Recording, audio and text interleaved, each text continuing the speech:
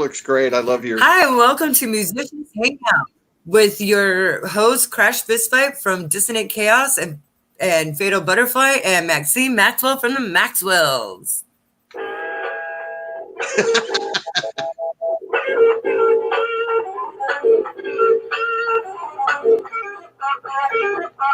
Happy Wednesday, everyone. It's great to be back. What's up?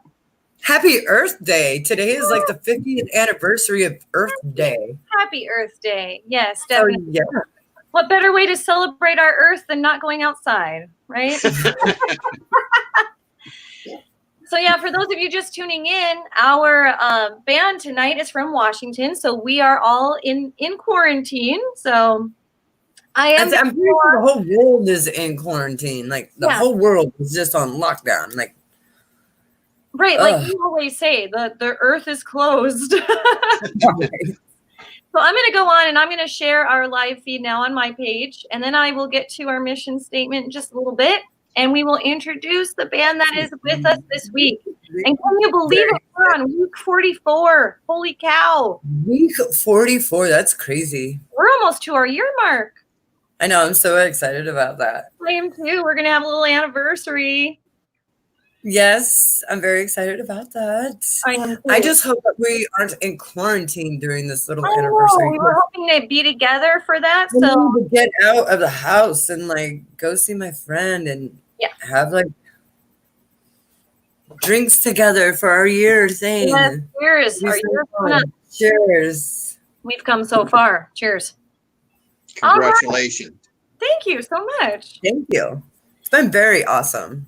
So, as most of you know, the Musicians Hangout mission statement is to be part of a revolution to create friendships with other artists and build a community network to save music. And wow, our community is growing so big, you guys. Thank you to everyone that's been involved, everyone that views, because that's why we're here and we keep going is because of you. So we have almost 2,300 followers on Facebook. Woo! And we have 162 subscribers on YouTube.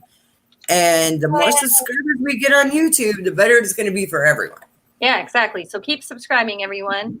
Please. Without further ado, I would like to introduce you to our band tonight. And that is Darby Picnic. Hi. Hey. Hi, guys. Hello, everybody. Yes, go ahead and introduce yourselves. Tell us a little bit about your band. Go ahead, Kent. What was it, 5-6 years ago? Yeah. We decided to actually start playing music together instead of in competing bands.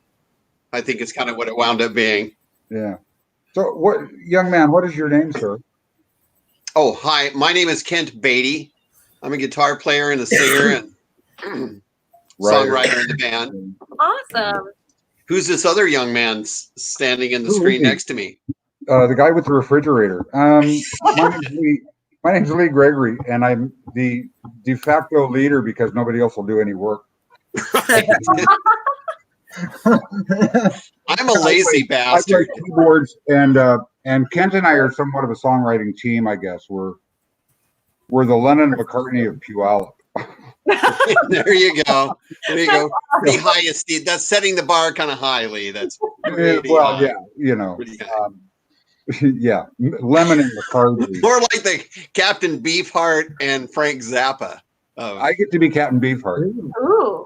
Ooh, I kind of wanted to be Beefheart. You carry all the responsibility. Shouldered some of the responsibility. Yeah.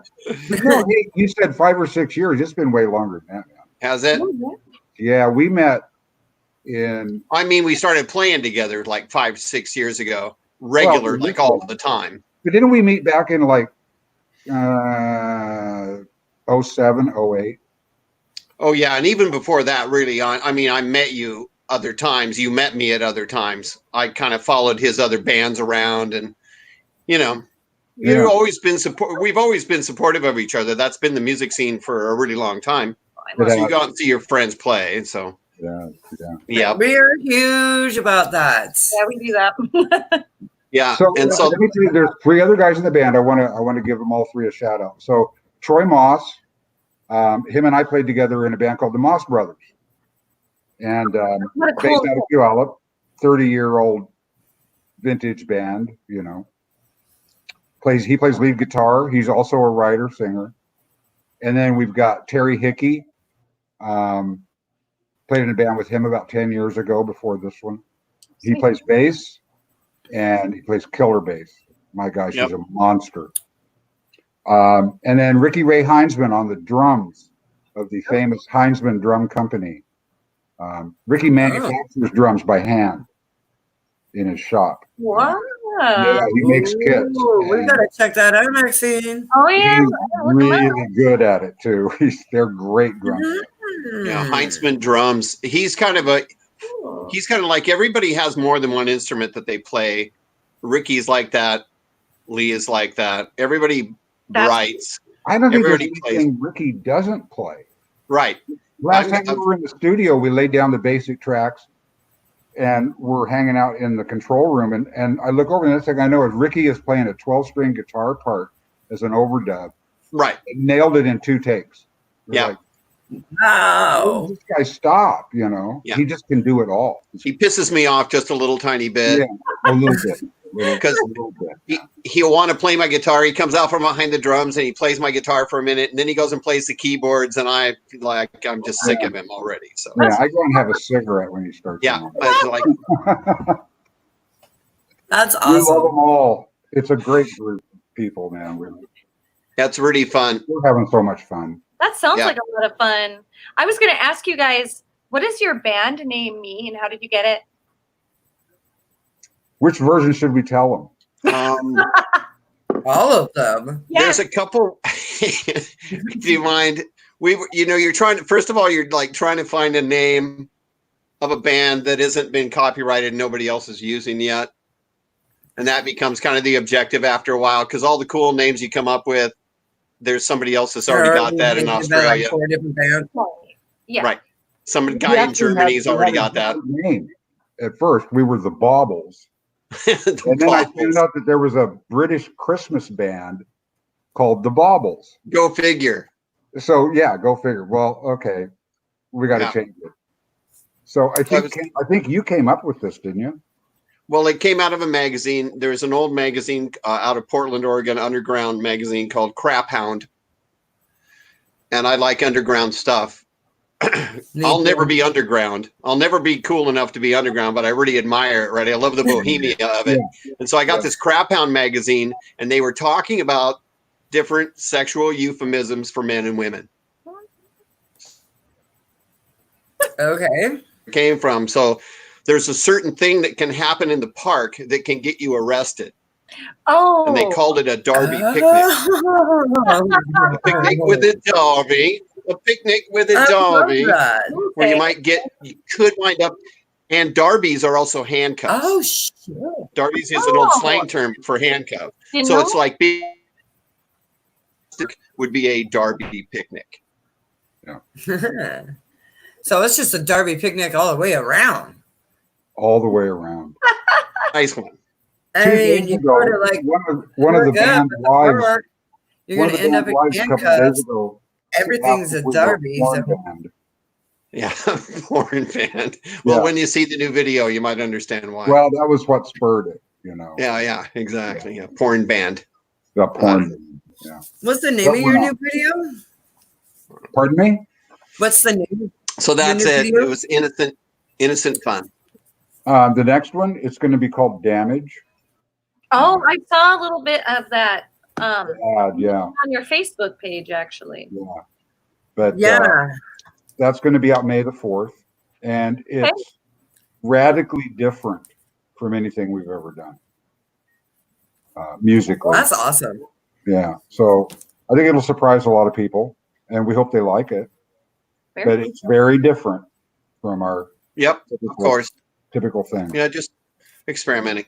Dude, I love it when bands like experiment and kind of jump out of their regular comfort zone and Mhm. like experiment with new sounds, new things. I love that. Yeah. Yeah. I love. Sometimes it's awesome. Yeah.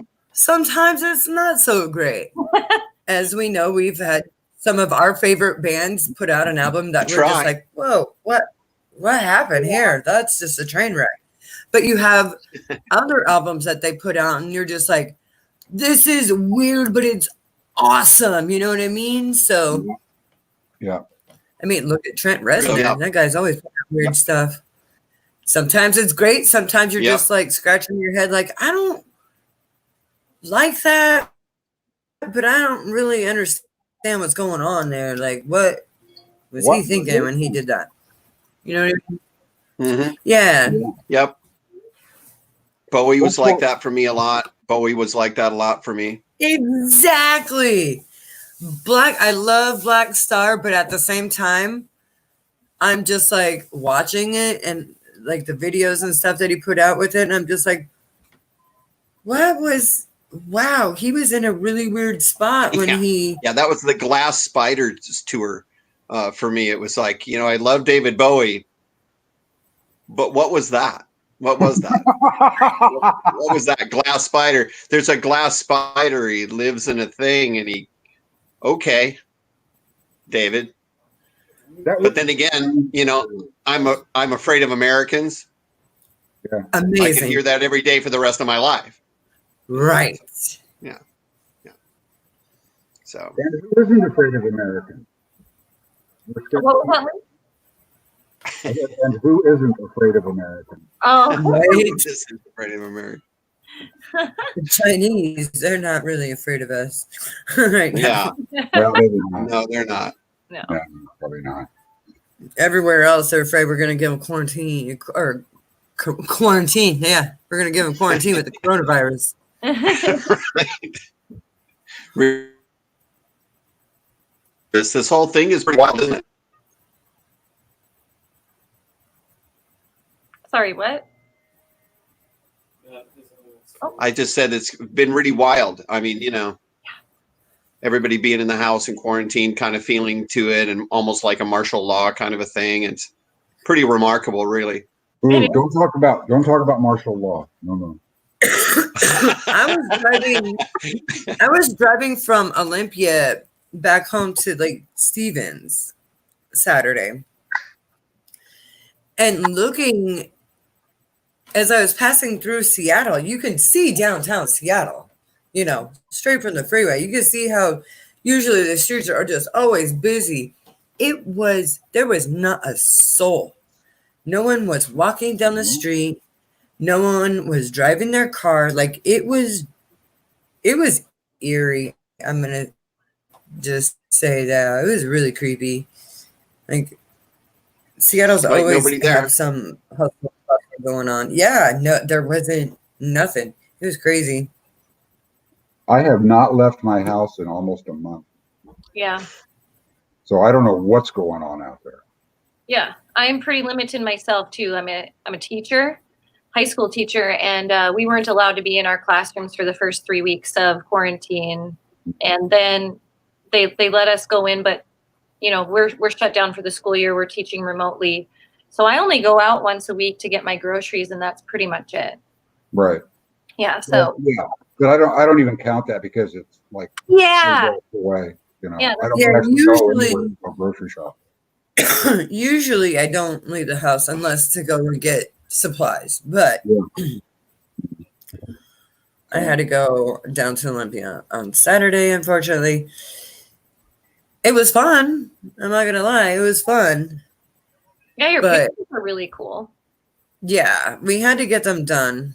We had a very small window of time to get these done because during this quarantine, I'm going to try and get an endorsement. Might as well. So, Yeah, that's awesome. Yeah, Cool. very cool. but we need a new band pics in order to make it happen. So, Aha, that makes sense now. Okay. Well, they looked great. and we are performing next Friday, not this Friday, but next Friday on Facebook. So, and Musicians Hangout. So, Okay. So, guys, I was going to ask you individually how you started out in music. So, if you could go, one at a time and let us know what inspired you to start being a musician. Like all the way back? Yeah, all the way back. Well, let's see. It was 1932. Yeah, you're not even that old, buddy. Knock it No, off. I'm not that old. So I have an older sister. She's 5 years older. My parents got an upright piano when I was 4. Bitch. I was 4 years old, and they got an upright piano for my sister to take lessons on. And I started plunking at it. And I had this aunt, my Aunt Nina, who played barrel house piano, which I didn't know that's what that was at the time. But and she came and visited and played this stuff on the piano. And I was like, 4-year-old, just shaking. Like, oh my gosh, I've never heard anything like this. And so I kind of thought, I want to learn how to do that, you know. And then later, the Beatles happened. And I was not exactly in the prime demographic. I was a few years behind it. But by 68, when the White Album came out, I just went. It was like a complete about face for me. It was just, everything changed in one day. I heard that album and just went, wow, I'm going to do this. Cool. So, and so it's just never stopped, you know. I started doing it. I made my living doing this for a decade. And my son. Hi, Lee's son. So I was a full-time player for a decade, and then I got out because of drug addiction. I had to get clean and get away. And so over the next decade, I still played music, but I didn't play out. I didn't go to clubs. And I raised a family. But I kept playing music, and I learned how to record in the home. So it was right at the cusp, but right at the beginning of the digital recording revolution, you know, in the early 90s. And so I got in at the beginning and started learning how to do this. And then didn't play live again until 2005, 2006. Got back in. Oh. Yeah. But it's just for fun now. I mean, I personally don't have any aspirations of like ever getting paid. You sound like all of us. Yeah, you know. I know I have friends who still make their living doing this. Nice. And a couple of them do pretty well. Yeah. But they're on the road so much. Right. Yeah. Yeah. You know, and I just don't want to do it. Yeah. You took a formal piano instruction for a while as well, though, right? You took some real formal keyboard training and stuff.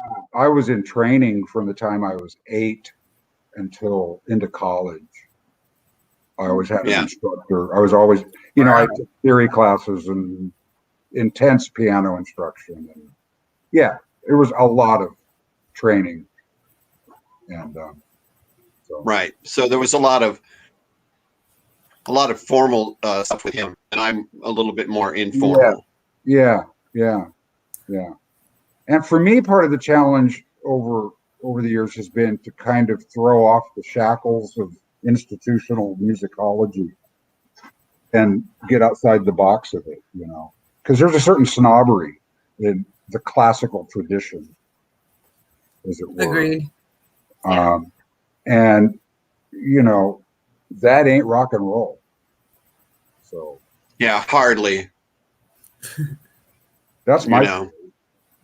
What about you, Mr. Beatty? Yeah. Yes. Thanks, Lee. That was great. For music. Always really enjoyed music.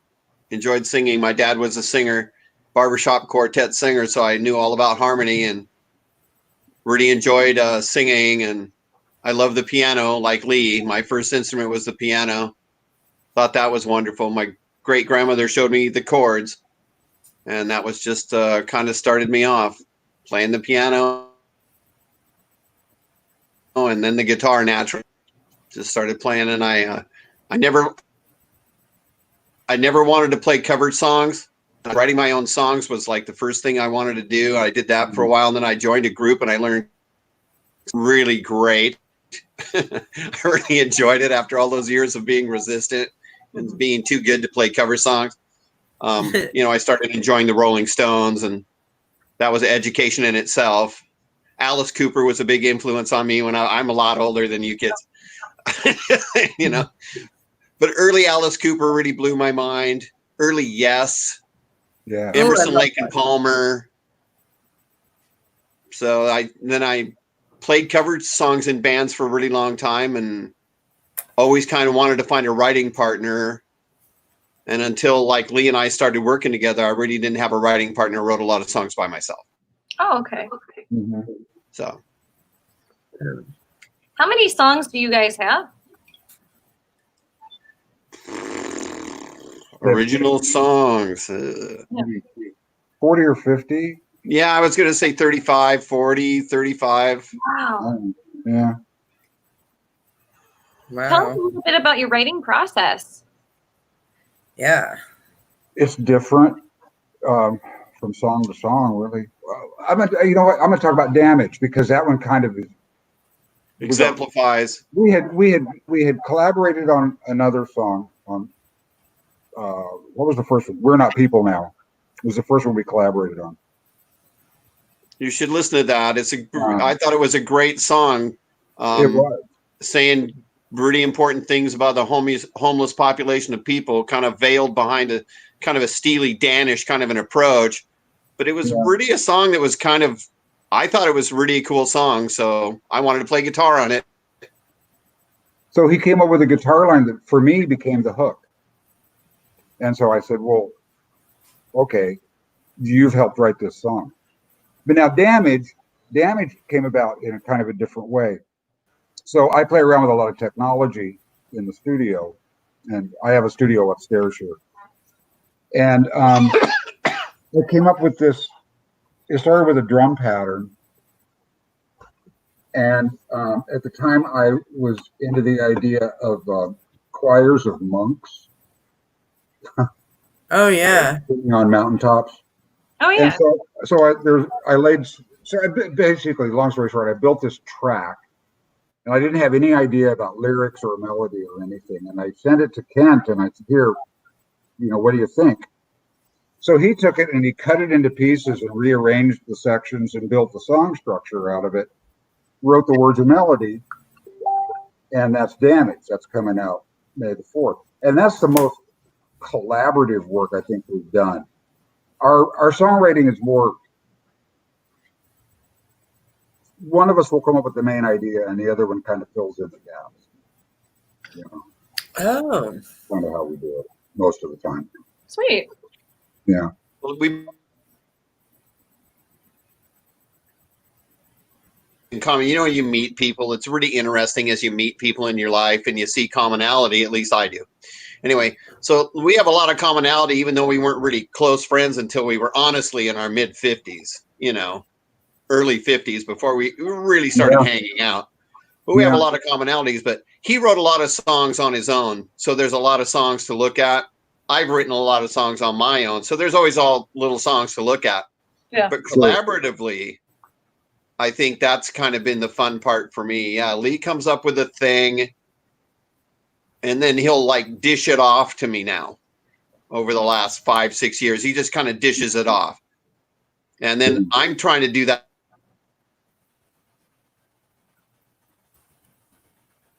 Interesting, see what you can do, and dishes it off to me, and then I'm trying to write something to support it. So it's kind of becoming like that a little bit now, where I'll have a half of an idea, some harebrained scheme, and I'll send it to Lee.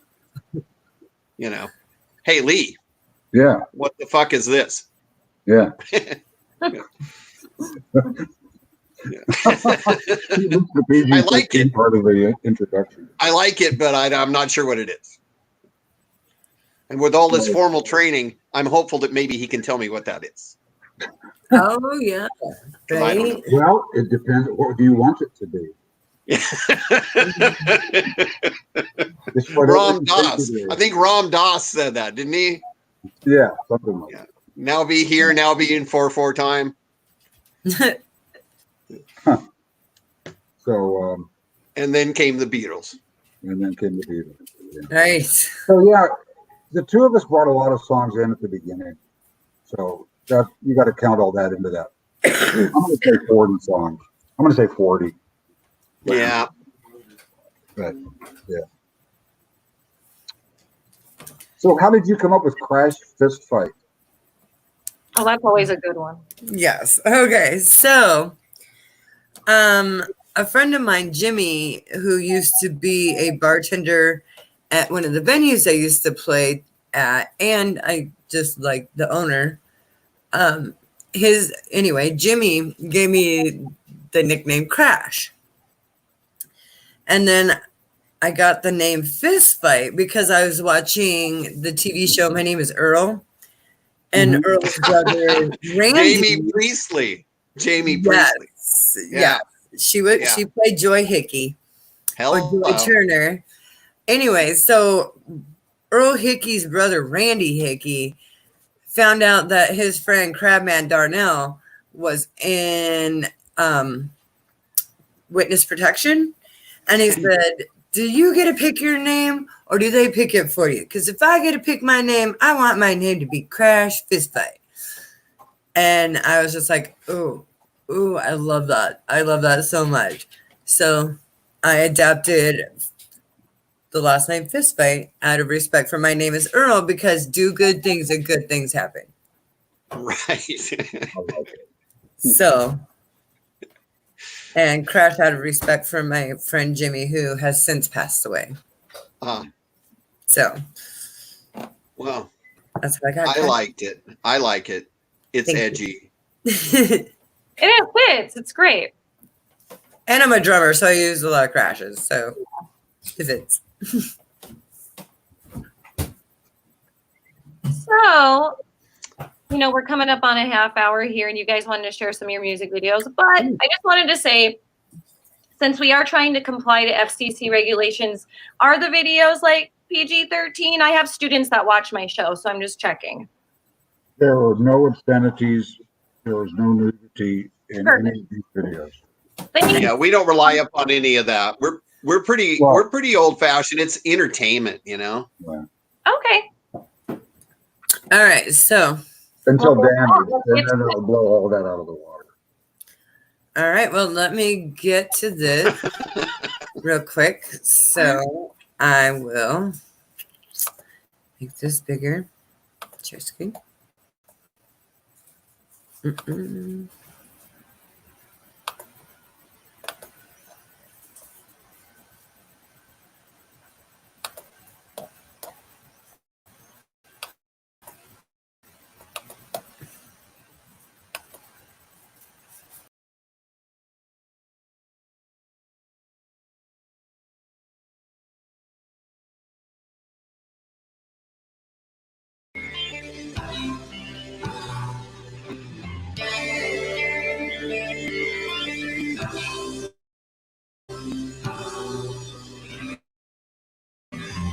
Sit back and watch the river flow.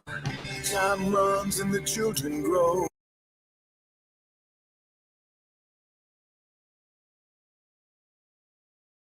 I'm feeling fine in the midday sun. Lately having a good time. One thing was my mind. I'm not as young as I used to be. Ride that midnight train. Get by, live another day.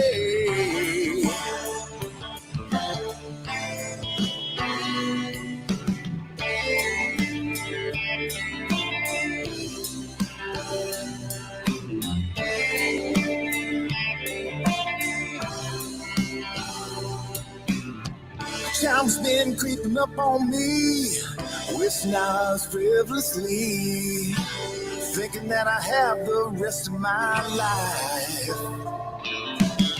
Half a page scribbled lines. The first thing that came to mind is, when is that conductor gonna come for me? To ride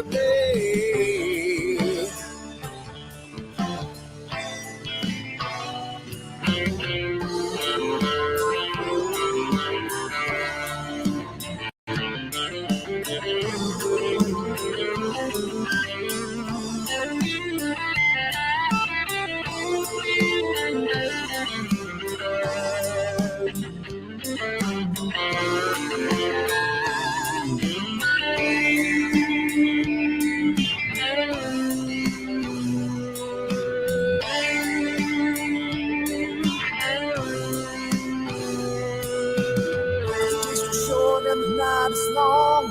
Please fall and the frost is strong. There's so much left for me to do. But like my daddy and his before, we all have a time to go. I hear that whistle up around the bend. Ride that midnight train. Can I live another day? Ride the midnight train. Take me by the hand, girl, and climb on board the midnight train. Won't you get on board and ride the midnight train?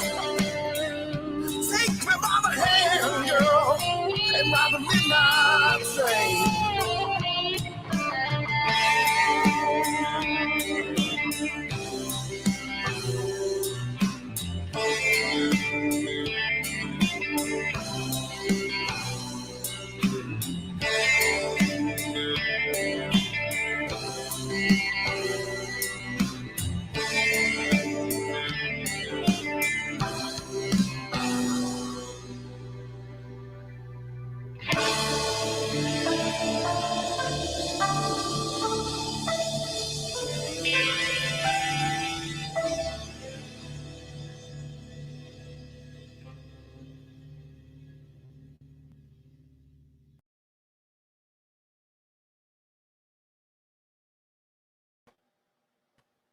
Yay, that was awesome, you guys.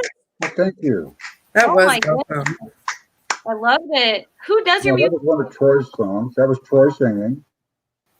And, Oh, okay. yeah. Yeah. Sweet. I like Troy's the other guitar player. Other one. Yeah.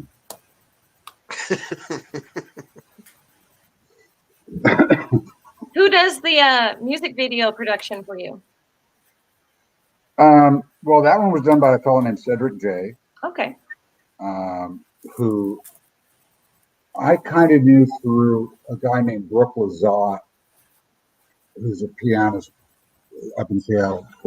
But I think it was Troy that brought him in to actually do the job with him. I think so too. Yeah. So Cedric wrote the whole script. You know, we didn't, when we got there to the day of the shoot, we didn't even know what the plot was. We didn't know anything. So that was kind of, by the seat of our pants from my perspective. It came out okay. You know, it came out good. And, It's a very powerful video. Yeah. Where did you film it at? some park in Tacoma. I love it. It looks really cool. It's just right off I-5, like around 84th Street. Something like that. It's kind Yeah, of 84th and Tacoma, yeah. Nice. right off of I-5. I bought a couple of coffees that day so the homeless guys would kind of stay out of camera, stay out of the shot, if you will. Oh yeah. They were cool. I Yeah. talked with half a dozen maybe homeless people that were kind of, you know, hanging out in that particular park. Yeah. So it was a great day. I enjoyed it a lot. Yeah. Sweet. Yeah, it looked like beautiful weather. Yeah. Mhm. Yeah. Yeah, That it was was a really the fun project. That was 2 summers ago. Oh, nice. Yep, 2 summers ago. Very good. Well, and you guys had mentioned that you're going to be doing another music video release.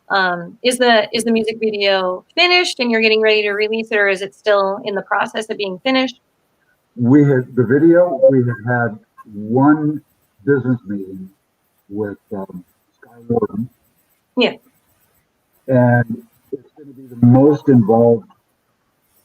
It'll be a multi-day shoot. It'll be the most involved Yeah. that we've ever done. Okay. And it involves, I don't want to give too much away. It involves some other people impersonating. Oh, okay. Yeah. So we were, we were set out to go looking for. We need 2 different venues to shoot it in, and then the casting.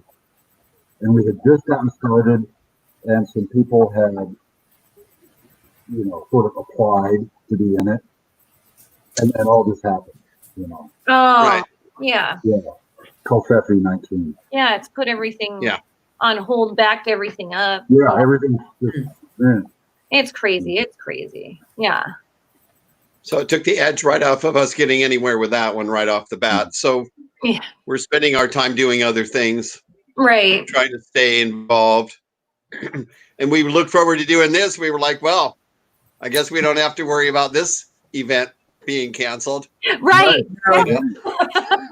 Yeah, this is our own. We're shoo-in. Exactly. Yes. Yeah, we keep going, and we are so excited that we started this, a year ago. Well, almost a year ago. Almost a year. Yeah, and we were already established and going with it because it has given people something to tune into and to look forward to and to be part of. So yeah.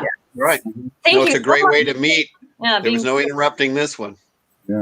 Thanks, you guys. We really appreciate it. Oh, It's you're very, welcome. very cool. Yeah, yeah. Thank you for being on Musicians Hangout. Well, I'm super excited to see your other music videos too. I watched one Yes. earlier. It was Down the Drain, I want to say. I was yeah. just going to say that was the next one that I was going to play. Yes. I really like that one. For a few reasons. I watched it earlier and it was awesome. Yeah. And because my good friend Sky Warden, he actually directed the film. Yeah. He's got a good eye, man. He's got a good eye. And he is with the band DK0. Yep. Right. And a lot of other things. And Nuda, I believe. I think he's with Nuda. Right. Yeah. So I have her T-shirt. Yes. I wear it to shows. she was a guest. Gosh, when was that? February? I want to say it was probably December we had her on. Oh, right. December. Yeah. So It's hard to keep it all, in order. There's been so many now. yeah, It's been fun. Yeah. it's been awesome. Yep. Well, she's wonderful. And Sky did a really great job. I think it was different for Sky because, I gave him a script. We gave him an outline. We outlined everything. We had it all outlined. He was not flying by the seat of his pants. We kind of had a storyline. We deviated from it, not really begrudgingly, but creatively. We deviated from the outline. It was fine. We just went in a slightly different direction. And there were a couple little edit points that we didn't really get finalized. But other than that, it was like he had an idea of what we were going to do. And I kind of wanted him, and he said he really enjoyed it. It was like making a little movie. Yeah. Yes. So. Yeah, that's the best, man, when there's a story to it, because it fills that time better, especially if it's a longer song. I usually come with a story to my producer. In fact, we met last night to discuss our next project when this quarantine stuff is lifted and we can get together again. And this is the first time I didn't really have a location picked out or a story. I'm giving him complete creative lead on this, and he's super excited about it because I trust him. This is going to be our 5th project with him, and I give him total lead on this because I know he'll do a great job. And he asked us to film in Tacoma, so we'll be in Tacoma filming at a park there. Ooh. We can see you then. Yeah. I want to be there. Yeah. You can buy me coffee to keep me out of the shot. Me too. Yeah. Okay. Good job. Crash is getting in on this right. Oh, yeah. Little mini group of See that? baseball fans, because I said, "Oh yeah, Tacoma's a good idea because that's where our fan base is." And he's like, "Yeah, I know. That's why I thought it would be good to bring you into Tacoma for that, because we've only filmed out on the Olympic Peninsula, and then another landmark that we went to was the smallest chapel in Washington, out in Monroe, Washington. We filmed out there, so super cool. To do little landmark places, and we're going to be at Dickman Park, I think it's called. Deitman's Dickman Park. Like Like that. Yeah, I think I know what you're talking about. Okay, because I'm like, what? That But- goes with the Darby picnic theme that we've been working on earlier. Right? Creepy Yeah. bunker. Yeah, right. Keep the theme going. Sorry, No, it's a fine. joke at your expense. Yeah. No, like the park looks really cool because it has like the bunkers and it's got this really cool like Asian gazebo. It's got some cool stuff we can use in it. So and Have people you been to do you know anything about the Port Silicon Park across from the state hospital over there? I don't. I The do. site of the old Hill Ward. They have a really nice memorial kind of thing. They took it all down, but they kind of created a nice memorial there. That's super Oh. creepy and interesting if you're ever looking for an interesting place to shoot. Sure. Yeah. Thank you. Yeah, and it's free. I mean, you just go up there and shoot. Oh, really? What was it called Yeah. again? I'm gonna look it up. That's Fort Steilacoom Park. It's across from Western State Hospital.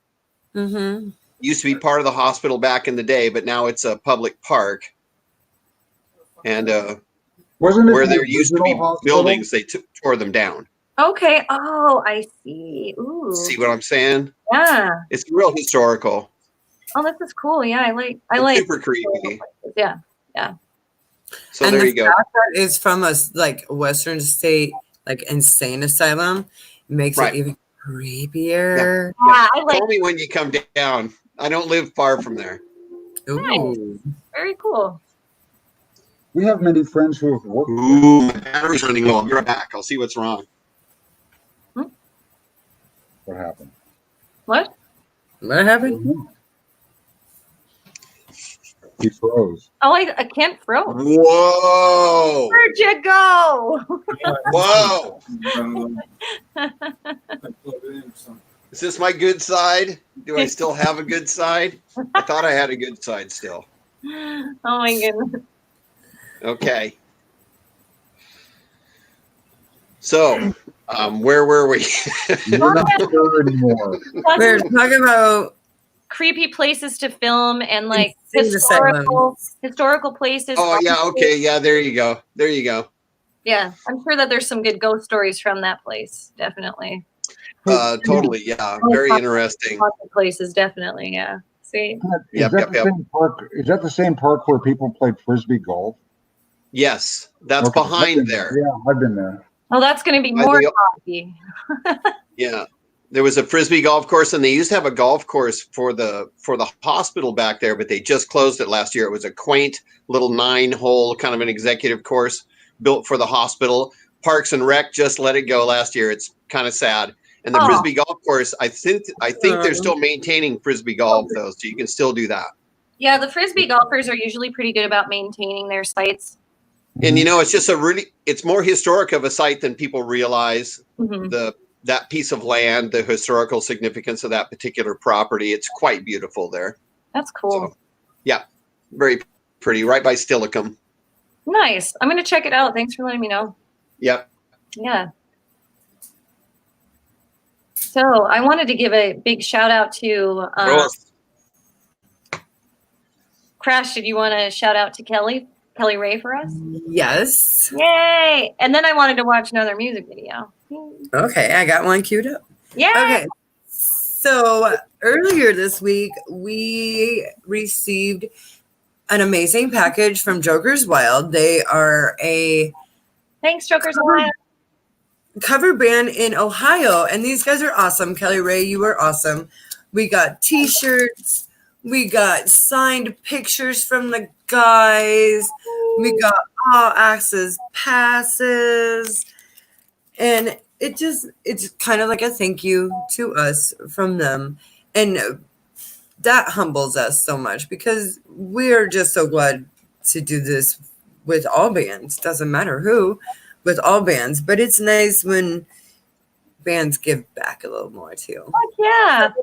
Huge shout out to Kelly Ray and the Joker's Wild. We love you guys. Stay golden. Stay rock and roll. So kind of whole thing. And him now. you guys ready to watch Down the Drain? Heck yeah. All right, let Do me we get it. have queued to? up. I mean, really, do we have to? Yes, we do. Yes, we are totally doing Okay. Okay. Oh, All right. Fine. fine. Comply.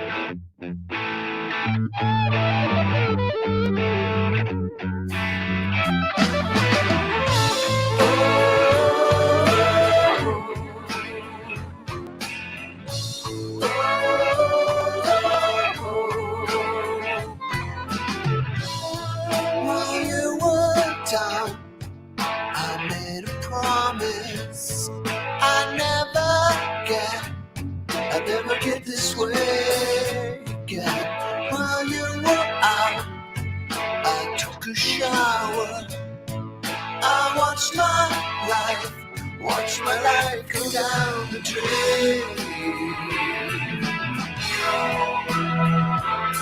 Down the drain.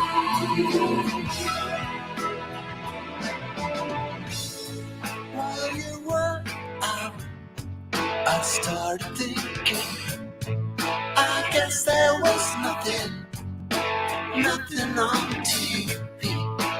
Unsure of this as in every moment. I'm only guilty by degrees.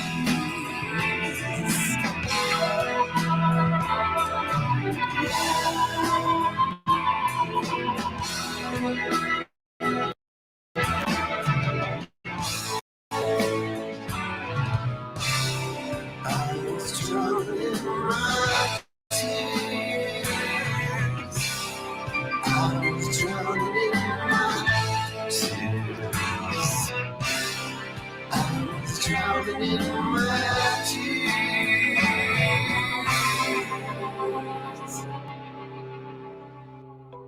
Then there was once I was dreaming, and you were there. These treasure moments never shared. I saw you breathing to the moon for myself. All your secret hidden away. While you were down, I made a promise. I'll never get this way again. While you were down, I took a shower. I watched my life go down.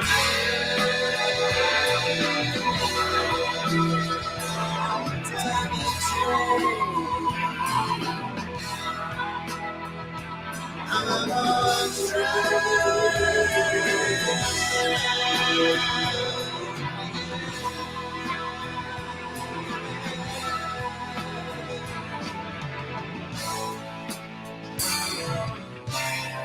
I was drowning in my tears. I was drowning in my tears.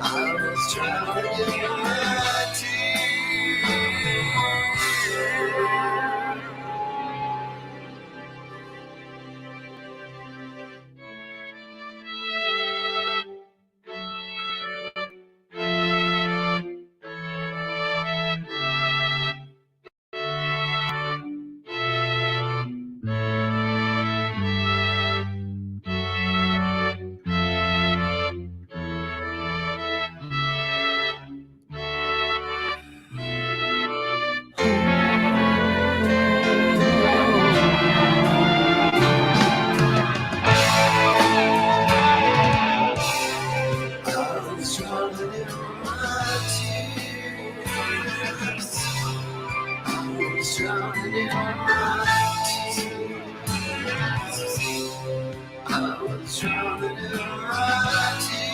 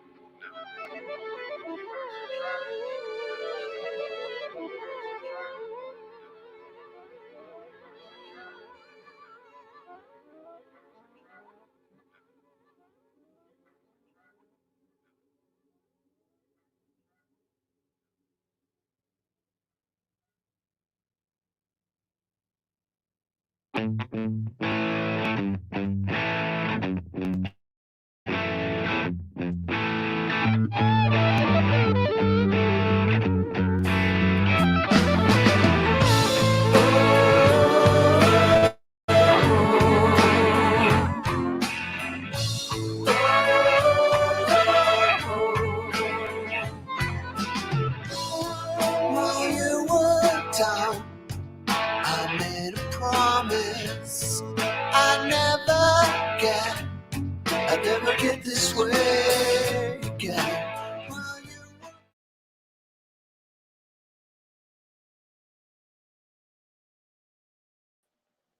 Nice. Yay. That's awesome. Trying to hypnotize you. It's Is working. it working? Is it working? Yeah. I've achieved everything. Guys, I got to ask you the whole storyline behind the song and the video. Tell us about it. Tell us the concept. Lee liked the song. I played the song for Lee. I played the song for Lee. Like I said, I've been writing songs kind of by myself for a really long time.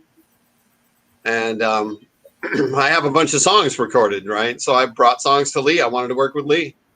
I can't play keyboards like he does. I can't do it. So, and it's like, I would like him to, I just wanted him to do stuff. And we picked a few songs to work together on. And that was the one.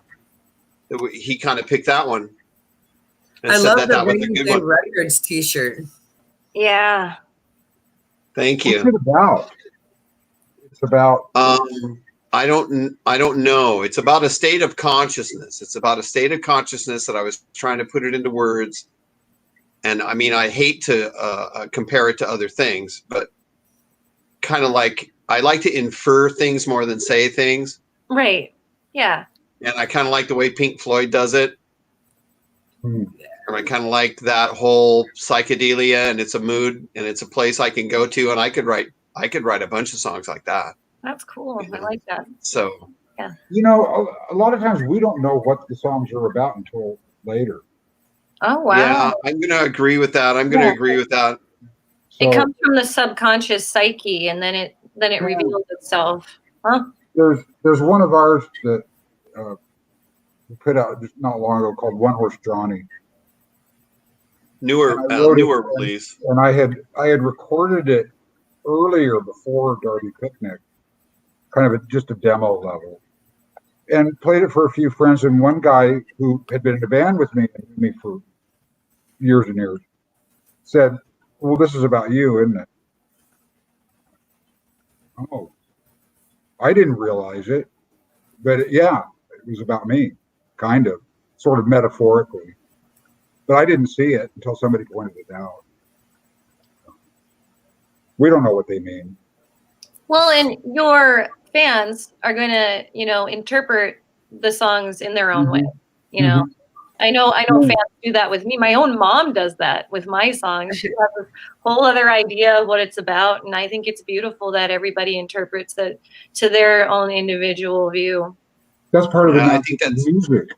Mm-hmm. Yeah. Music is an art form that can do that, I think, more so than any other art form, where everyone who experiences your work has a unique experience that, Absolutely. Well, it's like a whole everybody's in their own mindset, and emotionally and physically and spiritually, so. Yeah. Man, we got to give a shout out to this Raymond in the chat room, because he's just chatting up a storm. He's one of your friends. What's his name? His Raymond. name's Raymond. Raymond. Hi, Raymond. Raymond Harden. Scallywag. Holden. Who's me? Ray Hayden. Ray Hayden. He is. And he says, awesome. Who is Lee? And he says, awesome, fellas. So, actually, continuing the story of the Darby Picnic years. Cheers. So we were affiliated with a label called Maurice the Fish Records, based out of Tacoma. Okay. And Maurice the Fish was a record label in a certain way, but what it really was, and where its real strength was networking. All the Tacoma bands that were involved with Maurice the Fish, we were all friends. We all supported each other. We would bend over backwards for each other. We support each other. One time we'd be a headliner, and the next time we're opening for this other band that just opened for us, and that kind of stuff, and just this camaraderie. And Ray Hayden is the leader. Ray was the guy with the vision for Maurice the Fish Records. And he's also a dandy musician in his own right. He's another just dandy. He's just another dandy. who took my place in the band I was in before Darby Picnic. They're called Strangely All Right, which I was a member of with an old buddy named Reagan Lane from Baby Knockers and, Tacoma history, right? So I know them. the Baby Knockers, the Baby Knockers. Yeah. The Knockers. Baby Yeah. Knockers. And someday somebody will write a book about what Baby Knockers led to in Tacoma music. It was something. They spawned many bands. Oh, Yes, sweet. they I did. digress. So Ray Hayden is a good friend. Him and I have been collaborating on some music, and I'm currently working on producing a record for him and his lovely wife, Jessica Lynn, who's a fabulous country singer. Oh, cool. Yep. And that's called Surrender, and it's going to be coming out when it comes out. I don't know when. Yeah, sometime this year. Yeah, It'll be this year. forever long 2020. But yeah, Ray, we love him. He's a brother. That's awesome. Yeah, Ray has a wonderful talent for being a super supportive and positive person and very accessible. That's awesome. And so he's very involved in his community and believes fully in what he's doing. I love that. So it's really been fun for me to get to know Raymond. I haven't known him as long as Lee, but it's really good knowing Raymond and being included in things too, because Raymond includes you. That's cool. I respect that. He just freaking includes you. So and very nice. He occasionally will walk around dressed as a unicorn. Oh, I've seen that. Yeah. Yeah. It's a good look for Raymond. Yeah. It is. It's a great look for him. That's great. He says that, Kent, you are his love child. He's my love child. Yeah. Raymond, how old are you? Oh. I think he's about 65, isn't he? Oh, at least 67. At least 65. Oh, wow. I think he's yeah. Yeah. No, I mean, he looks good for his age. A real youngin', yeah. Yeah. He looks really good for his age. I'm actually about 65 myself. I'm just kidding. Ooh. I'm kidding. In my age group. She's in my age group. Look at that.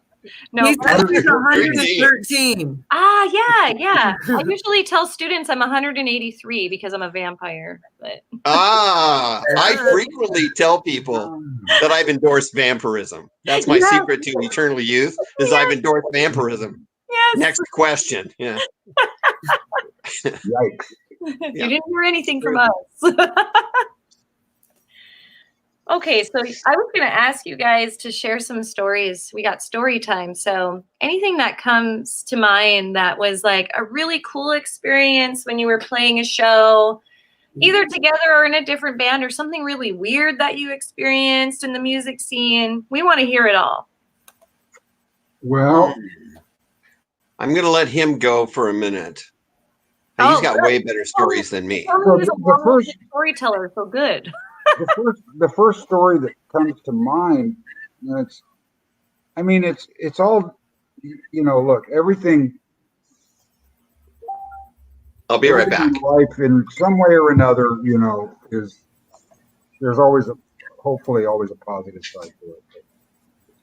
So Kent and I were in another band called Mojo Overload, which was a rhythm and blues kind of thing. And the drummer was a fellow named Jerry Wainhouse. And Jerry and I, Kent and Jerry had known each other for ages through their day jobs, which, by the way, many of us in this camp over here are in healthcare. So the two of them had worked together in the medical field. And the three of us we became very, very tight. And Jerry, really, I've always said is my best friend. Jerry Wainhouse is my best friend, period. Bar none. Aww. So, and he was a drummer and singer and man about town. So Mojo Overload happened, and that came to an end, and I went off and did some stuff with some people, and then I was putting together a solo record after I left Strangely All Right. And Jerry was a part of that. And Troy was a part of that, Troy Moss. So Okay. that record is what led to Garden Picnic. Oh. Because as we were recording it and I was having people in and I'm like, this is really fun, this is great. Let's start a band. And Kent wasn't in at that point. He wasn't in the picture. That's right. He was Kent was busy trying to date me at Thai food restaurants. He's lying. No, that's not exactly true. But anyway, so we started the band. It was called the Baubles, and it was myself, Jerry Wainhouse, Terry Hickey, and Troy Moss. And then Jerry, first Jerry had a heart attack. And then Troy left for a little bit and joined Strangely All Right. Strangely enough. That's because he's that good. So, long story short, we had to replace Jerry. Oh. And we had a string of drummers, and then Jerry passed away. Oh, sorry. And then Troy came back. And Kent was brought in before Troy came back. You were Troy's replacement, right? Originally. Kind of, sort of, yeah. Yeah, kind of, sort of, yeah.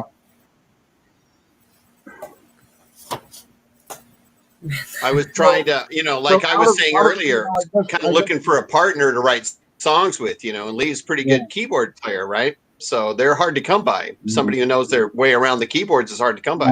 So, I was trying to date him for a while. It's true. Okay, fine. You can't swing a dead cat without hitting people. Trying to smooth him. The thing is, there's a level of tragedy in the story, and there's also everything that happened worked together to create this group of guys who were really freaking tight. We're really tight. We're like, wow, tight. That's awesome. And Jerry's coming and going, I think, played a big part in that. At least it did for me, because it made me stop and think, oh my God, we're not going to be here for long. I think all of us in the band are in our 60s. Mm-hmm. We're going to be here forever. So these relationships are just so important. And we managed to get along. Just, everybody who knows me will go, wow, they all get along. Yes, there's genuine love. And Jerry plays a big part in that for me. He taught me about, loving some guys, it's cool. It's great. Brotherly. Yeah. Nothing like it. And when I think back to when I was 15 years old, one of the reasons I wanted to be in a rock and roll band was that camaraderie. This is this family, this it's us and everyone else, Us against them. Or, I love that. Yeah. I was skipping school. That's why I wanted to be in a band. My friends that were in a band with me, they all skipped school. And so that was my reason for being in a band, because we would leave school and go have band practice for the rest of the day. Why not? Oh, yeah. No formal structure at all. But that was the best part of being in a band. That's awesome. Leaving school early to go have rehearsal. Formal structure is evil. I'm not sure. I'm not so sure.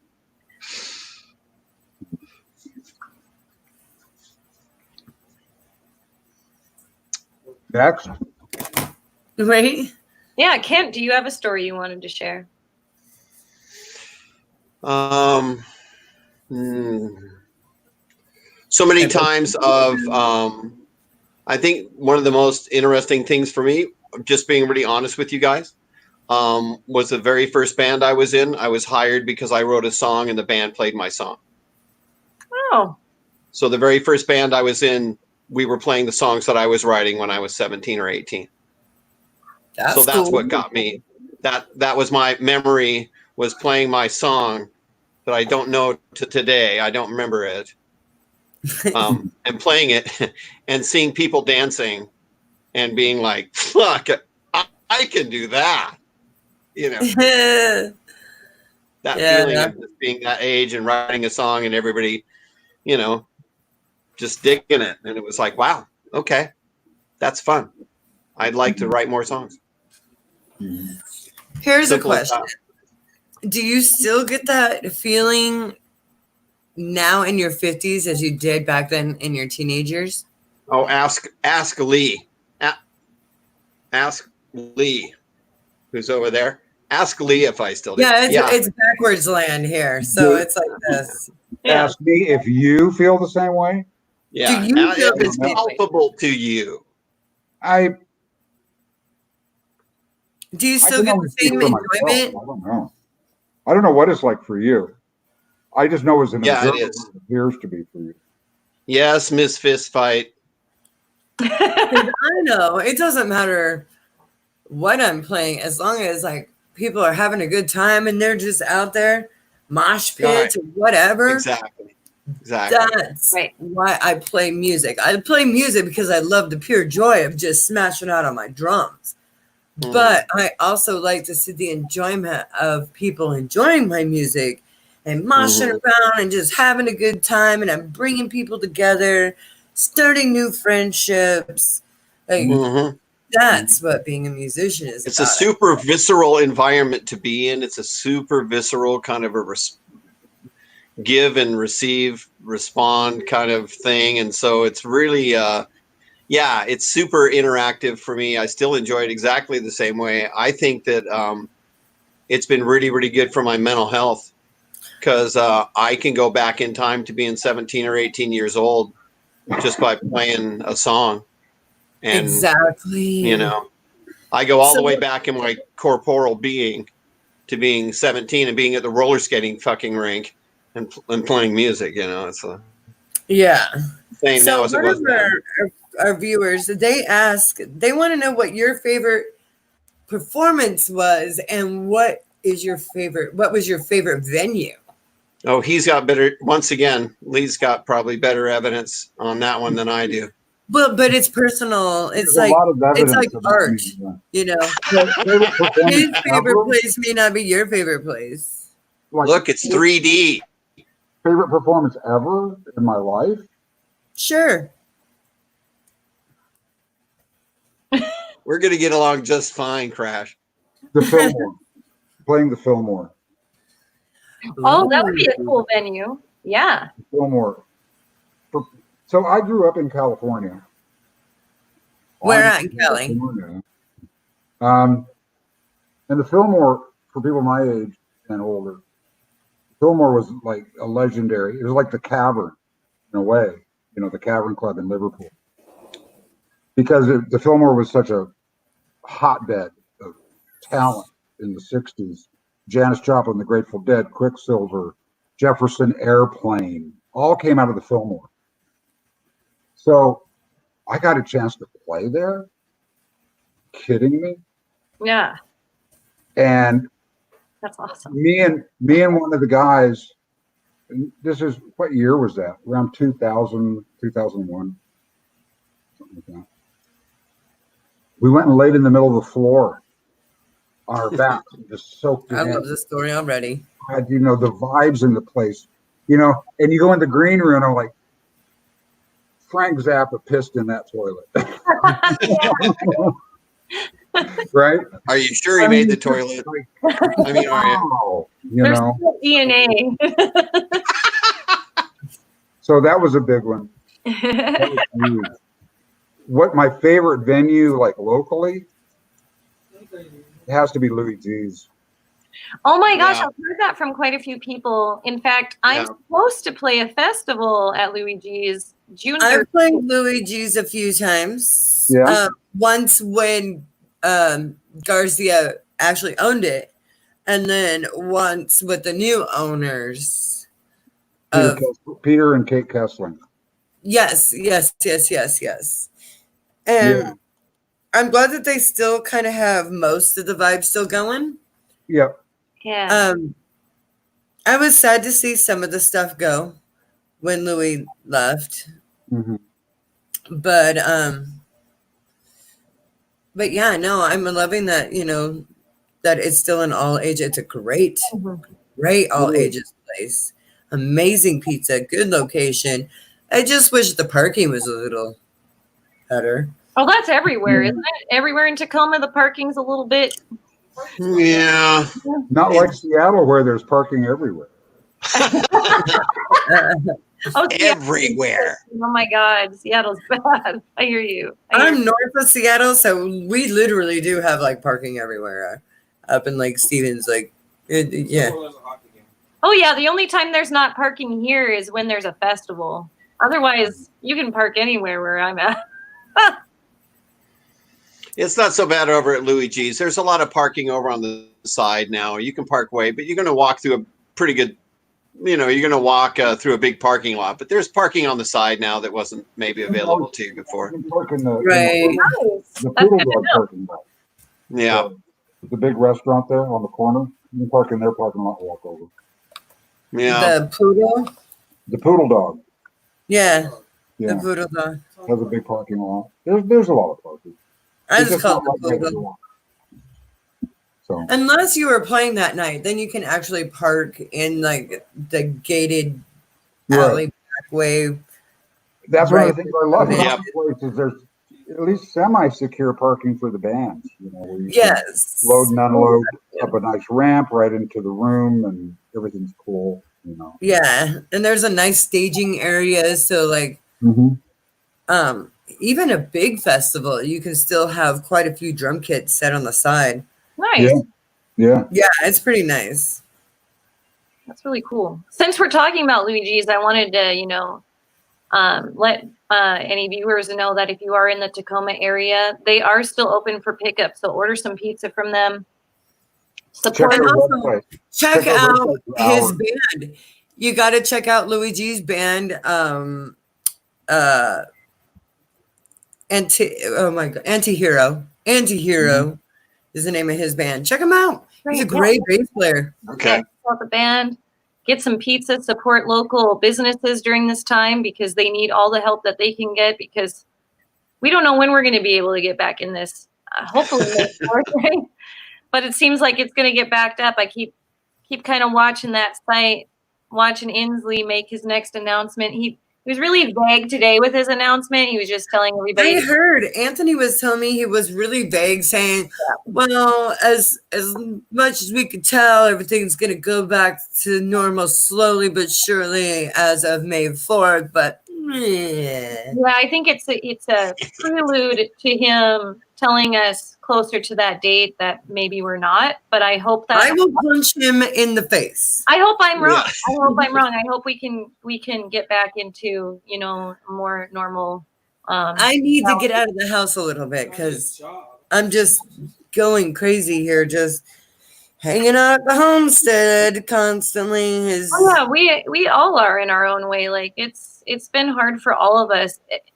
Everyone, anyone you are, it's hard. Like young, old, employed, not employed, essential, non-essential. It's hard for everybody.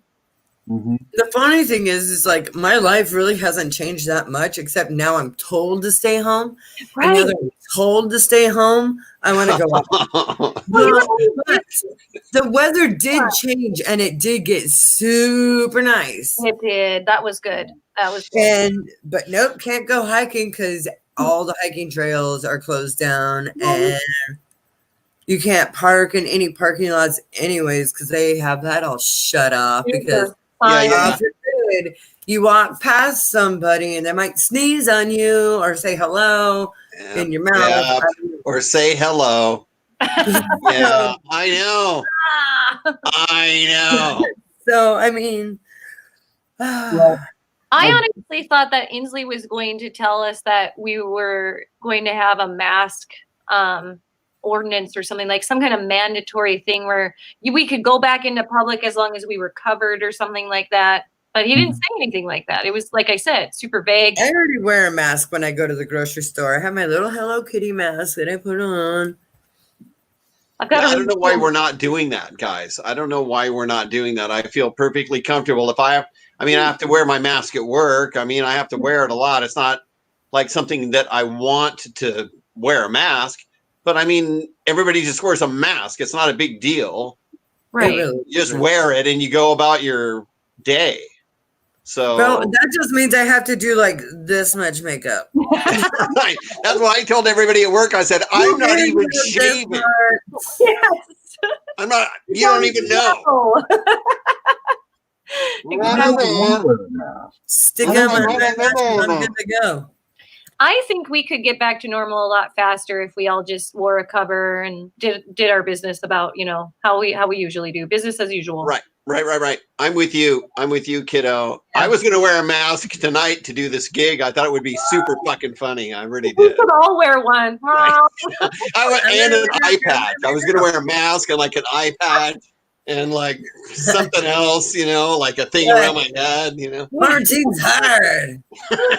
Big old roll toilet paper crown. You get it. Man, that stuff's priceless. More priceless than gold. If you have a toilet paper crown, that's pretty good. Yeah, toilet paper crown. Toilet paper. Toilet paper. I'm getting excited just thinking about it. Maybe bands will be paid in toilet paper instead of drink tickets now. Extra sarcasm, little sprinkles of sarcasm over the top. Just little sprinkles. But I really need that toilet paper too. So I feel like instead of giving me 2 drink tickets, just give me 1 drink ticket and a roll of toilet paper. Like that. High roller right there. Right? I got the whole package. Oh, and you're going to give me $15 for parking? Sweet. We'll do it. We'll do it. Sold. Yeah. Hey, I was going to ask, is there another music video we can watch? Hell yeah. Yay. How about Billions? Wow. Can I pick? Yeah. Sure. You asked earlier about who produces our videos. So those 2 that you played, one was Sky Warden, one was Cedric. The rest of these are homemade. Oh, I have one of those. I have a homemade one. Yeah. So we use Kent and I dig around the internet and find things. There's some stock footage and there's some vintage archive stuff from the olden days, and then I kind of act as I've been learning how to edit video, so I like to play around. What do you use? What software? What program? Yeah. What do you use to do your editing? It's called Magix with an X. Okay. Yeah. Okay, well, what video did you want to play? Let's do We're Not People now. Ooh. Oh my gosh, I was going to do that. Can I tell a story? Yes, please do. Telling stories is what I'm most in love with. So I worked for a number of years in an area called South Park, not the one on TV. South Park is a little enclave in Seattle near Tukwila. And there's a lot of homeless folks there. And I worked in an office building facing the main street, 14th Avenue South. And there'd be homeless people living in our flower beds in front of the building all the time. And so I'd go outside and go on breaks and stuff. And you can't help but get to know them, I mean, it's the same people there every day, right? And so you get to know them, and you find out that they're really human beings. So there was one named Greg that I was sort of attached to, and I tried to get him help. He was just in horrible shape, physically and mentally, and tried. So I'm in healthcare. So the building I was working in was next door to a community health center clinic, part of the company I work for. And me and one of the doctors tried to conspire and get this guy in the door, but people have to make their own choice. You can't just go pull him off the street and bring him in, right? That's against the law. It's kidnapping. Right. And we could never get Greg to cross the threshold of the door. We couldn't get him in. And then he died.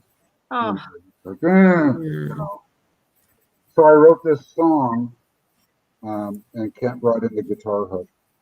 It's called "We're Not People Now," and it was inspired by that. And as time has gone by, I've seen little things about it that pertain to other things besides the homeless, but also about the ridiculous way we've treated people coming across our southern border.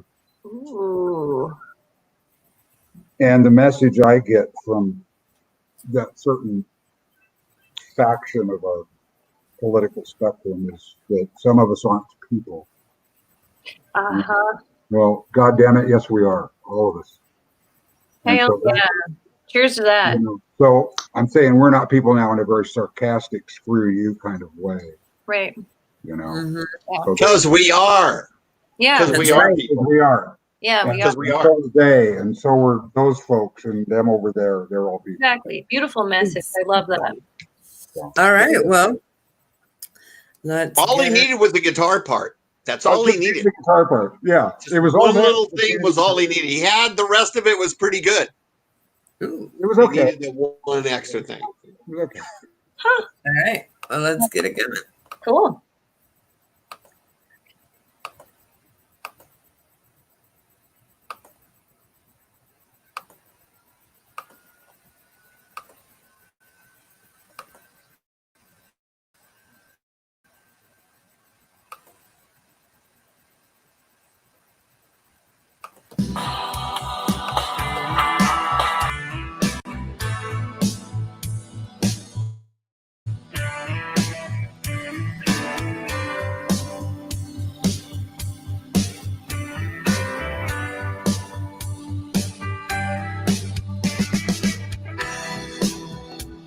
It's gonna be a long, hard summer.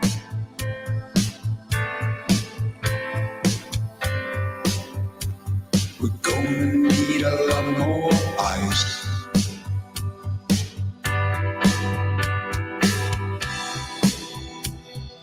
Everybody's going somewhere.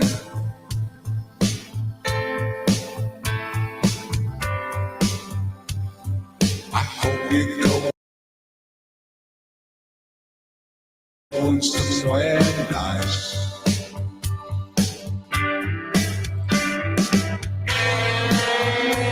But me, I'm living outside.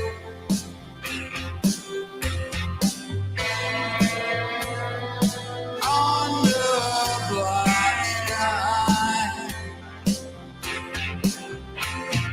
We keep walking. We keep talking. We keep moving towards the underground.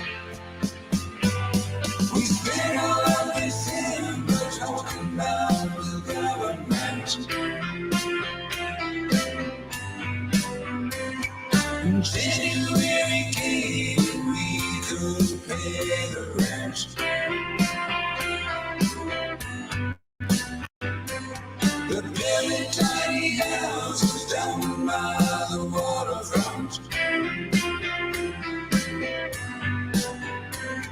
And putting Costco's teeth all around the residence.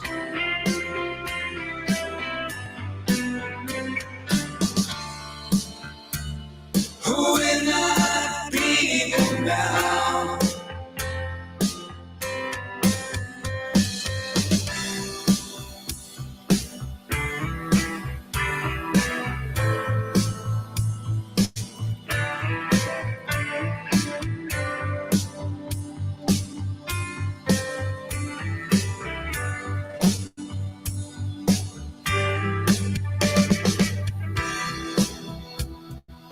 When you move flies over,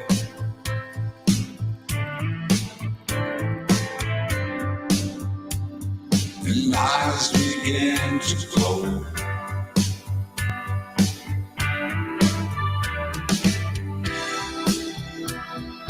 Everybody's moving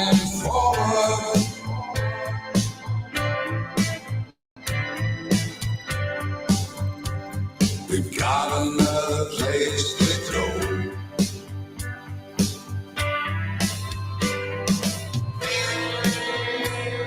But me, I'm living outside.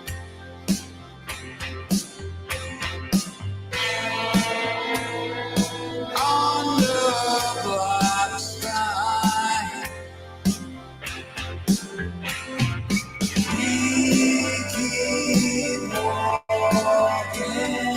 We keep talking. We keep moving towards the underground. Well, we spend all of December talking about the government. January came, we could pay the rent. The building tiny houses down by the waterfront.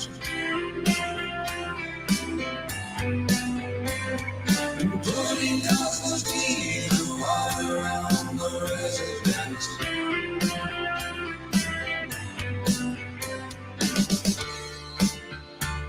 Who are not people now? We spend all of December talking about the government.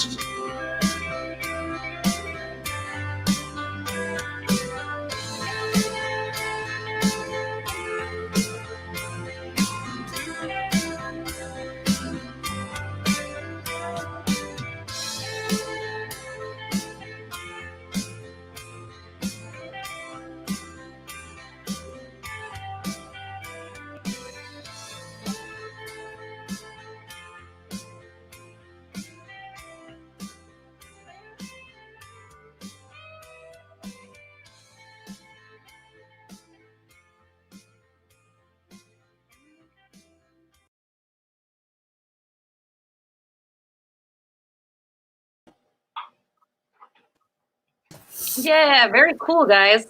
Thank you. That was really Yeah, powerful. well, really well put together for, doing it at home. Good job.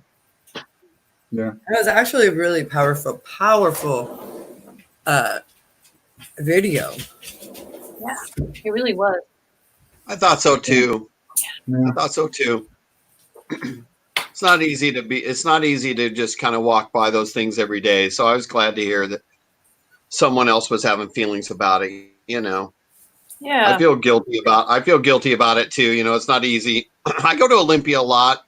I like hanging out downtown Olympia a little bit. I like to go to like burial grounds, coffee and stuff like that. And it's like, you're pretty close with a lot of the population when you're there, the visible population and stuff. So it's like, it was nice. I felt validated that someone else was having feelings about it. I worked at this place called the Soup Stop in Georgetown, and it's Lex Soup Stop, and Lex stands for Life Enhancement Charity Trust. They're a nonprofit. Any of the money that they make that they don't pay to their employees, they actually give to the homeless to help with dental, medical, vision, hearing aids. And they also donate like any leftover soup or sandwiches to the missions there in Seattle. That's so And cool. so one of my jobs was to, deliver the soup to the missions. Mhm. And one of the missions was right by this hotel that I actually stayed at long ago, which is now closed down. It was St. Regis Hotel in downtown Seattle. Mhm. Somebody from the Plymouth Humanity Foundation just bought it, and they're going to make it into little apartments for the homeless. Hmm. Oh yeah. Now, the interesting thing about this hotel is that some of the rooms have bathrooms built in, and some of the rooms have community bathrooms. Right. And when I stayed there, they actually asked me when I went into go into my, get my room and stuff. They were, well, do you want a private or public bathroom? Well, private would be ideal. I am 6 months pregnant, so definitely ideal. Yeah. And we did get one, but it was not the best hotel I've ever stayed at ever. And the histories of ever is actually like really low on the list. But I really like that they are going to renovate it because there was damage that was done to it in that earthquake back in like 2000, whatever. Yeah. So 2001. yeah, I believe it was 2001. So Yeah. there's damage, but everybody, I guess it's starting to kind of gain some speed on collecting the homeless and giving them a place to stay and actually renovating the place. So Good. Yeah. Well, it kind of touches base on your we aren't people anymore. yeah. We're not people now. A friend of ours had a comment here in the chat I wanted to highlight too. Dusty here. Yes. So,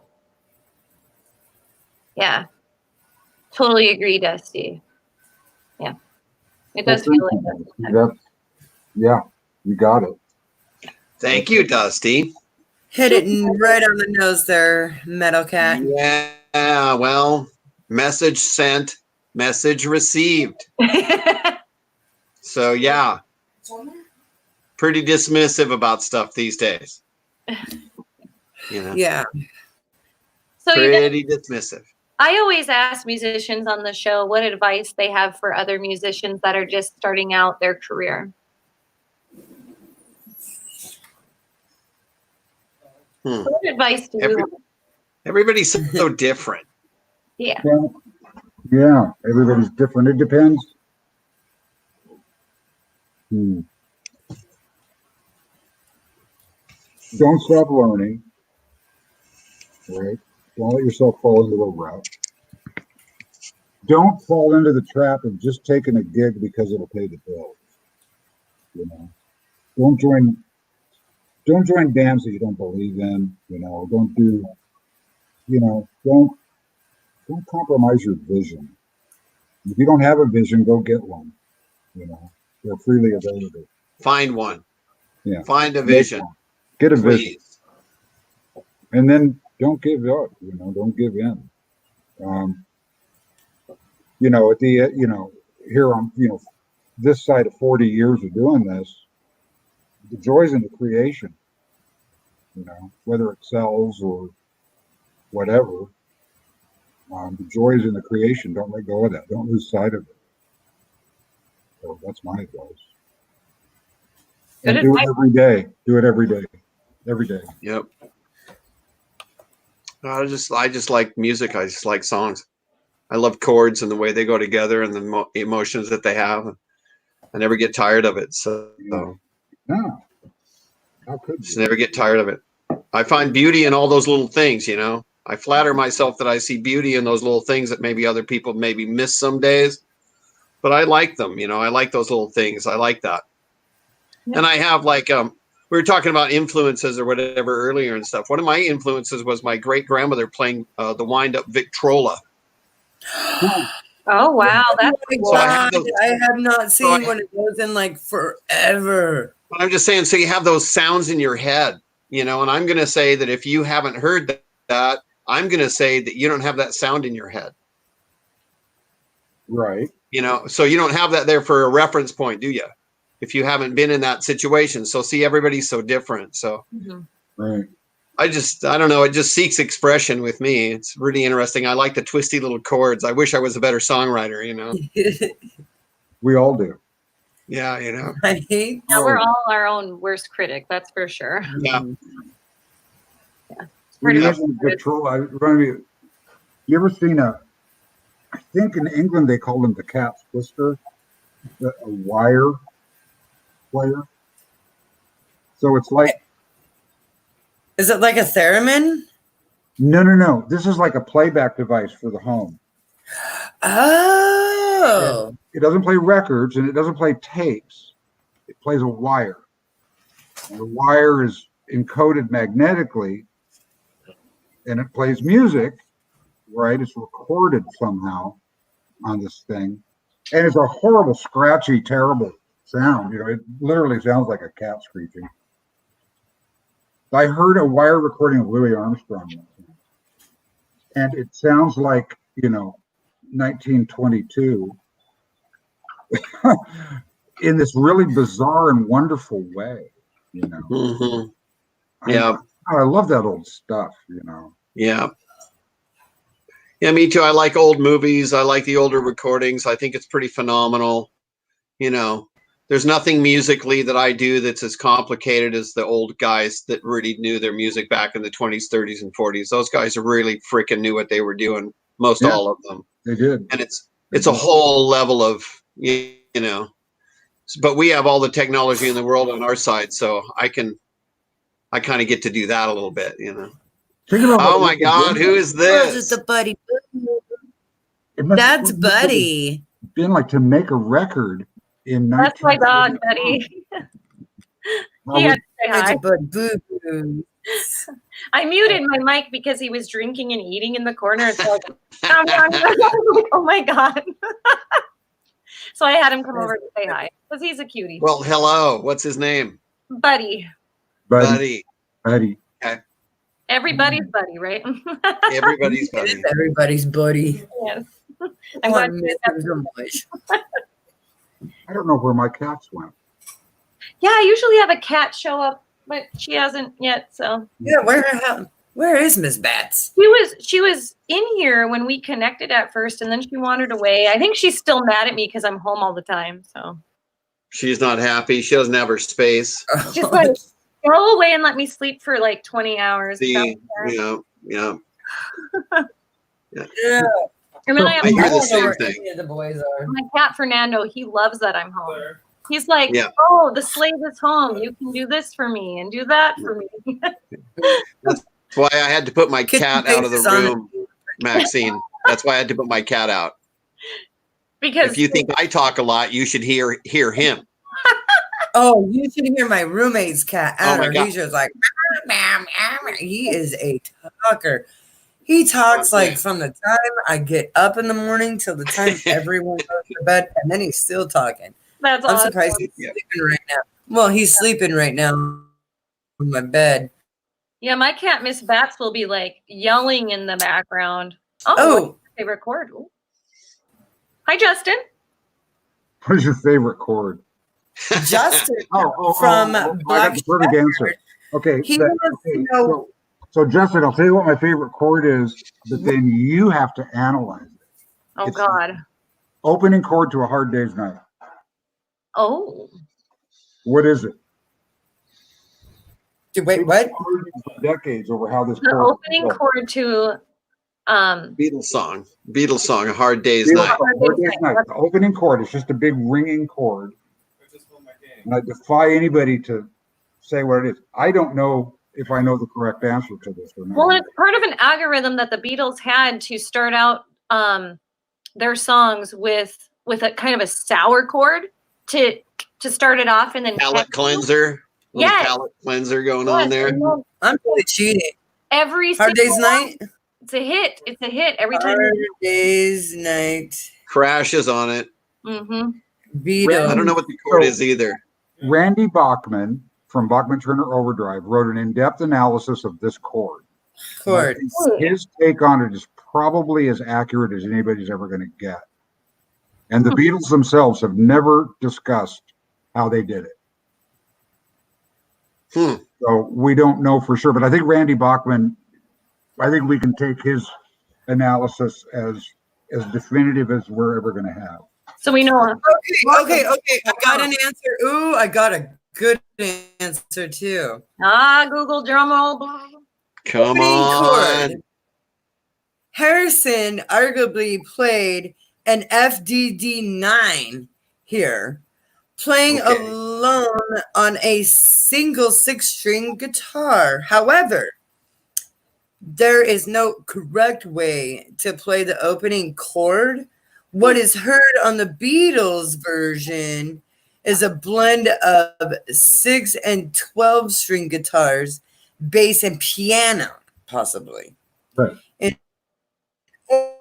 order to recreate the effect of this multi-layered sound impression, a G7 sus4. I don't even know what the hell that even means. I hope y'all know what this G7 means. I don't know. I'm a drummer. Yeah. Is often suggested, which actually sounds close, but the A is missing here. Another option may be FADD9, but then the bass plays D, so maybe D7 sus4 might be a good substitute. Not enough bottom end, though. I don't even do my own taxes. How would I know the answer to that? Experiment for yourself. Play together with other guitarists honestly. and use different voicings in order to create the big bang. And that's from guitar. So that's my number one choice for stuff. And I'm glad that they had that little like footnote in there. There's like opening chord might be this, could be that. We don't know. Could be that. Might be one of these. Different every time. Check it out. Play around with it. Just know that you might need this and a little bit of that. And a piano. Good question, chat room. That was a really good one. That got some. Justin was like, nope, it's not just that. There's more to it than that. Yeah, that was my second wife. No. Hey, we've got your drummer in the chat room. Isn't this No him? way. Uh-huh. No way. Hey, I don't Ricky. know. I'm a drummer. Ricardo. Oh, he said Ricardo. 2 sticks, That's our 1 drummer. drum, no chords allowed. Thank you. It's been too long, Ricardo. It's Talking been too my long. language. Yep. Yep. I'm like, chord this, chord that. I thought you were going to say G because I can't do a G chord. I can help you with that, Maxine. This is my part. This is all I got. This is what I got. I'll answer this question in a second. Still better than what I can play. So Max. Well, no, that's not true. Because Yeah. I can actually The next time we do this, Right. I'm using props too. So I'm doing an advanced warning. So I see the door is open for props. So next time, Yes, props. and costumes. Can't we have like puppets, sock puppets that we haven't even introduced to the show Oh my yet? gosh. We made these sock puppets like when we started out, just in case we didn't have guests show up on the show. We were going to Right. have our puppets. Right. And we've never really busted out the puppet. So Never have. We were gonna once, but I think it's a great idea. I think it's a great idea. I Come still on, have girl. mine too. having our damn puppets too. We did. We did. I like this idea with the puppets. I like this idea. I like this. I got my puppet in the back room, but I think I can look up a picture of her. I'm pretty sure Rocks is like, or Socks is Reddit, and their names are Rocks and Socks. Yeah. Yeah. Okay. Because we rocked your socks. Mhm. Okay. No, I'm there. I'm already there. Yeah, I got it. So we Okay, have I'm there. Rocks. So we got about 15 minutes left of the show. Did we have another music video we wanted to show while I look up my picture of I might even be able to go find Rocks. I don't know. I'll see. Give me, just yell out whatever video you want me to play. Yeah. What video would you like us to show? What do you guys I want know to it's hear? I like mean, we got some like stuff, but like Gotta be. I'm actually. Ooh, Gotta hold be, on. Craft is good at Hold on. girl. I think Just Belly, pick up What do you some want? right What do you along. want? They said to pick. What'd you say, Lee? You- Belly of the Beast. Oh, that was the one I was gonna do too. See, I knew it. I knew it. She knows it's these a things. popular one. It's a popular very Troy Moss popular. composition. It's Yeah, another. yeah. It's another Troy Moss song. Okay. I think his brother Jeff and his wife helped write this one, if I remember correctly. And Mr. Knack, Mr. Michael Knack. I think there's 4 writing Yeah. credits for Michael Knapp is for lyrics. song, a friend of ours. Yeah. And this was Ricky wasn't our drummer yet. We had a different guy who also runs another recording studio. And Troy went in. This one came together in a really cool way.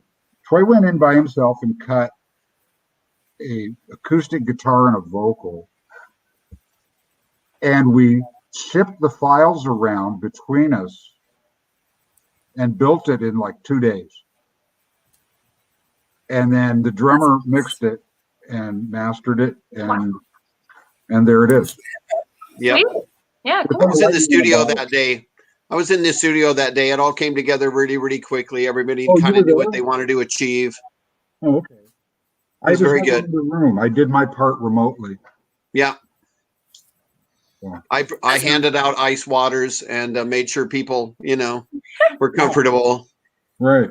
Go for coffee. You're Yeah, like I did. It was a great day.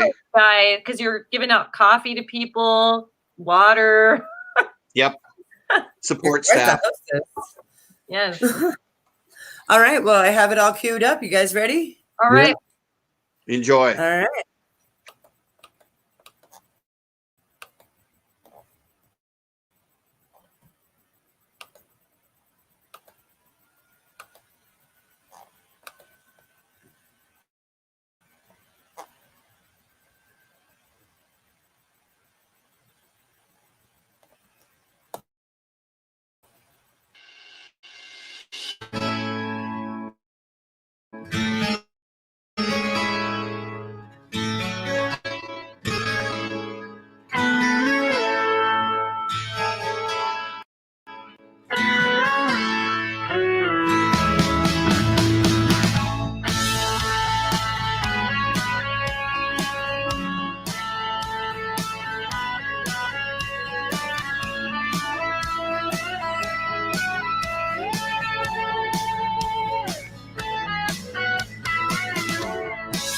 You just remember the good times.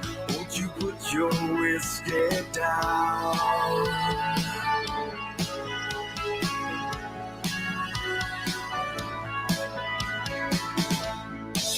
You like to throw down the jams till the girls say when. You seem so fun to be around. And around and around. There's a moon underneath your smile. Go. It's time to let it go.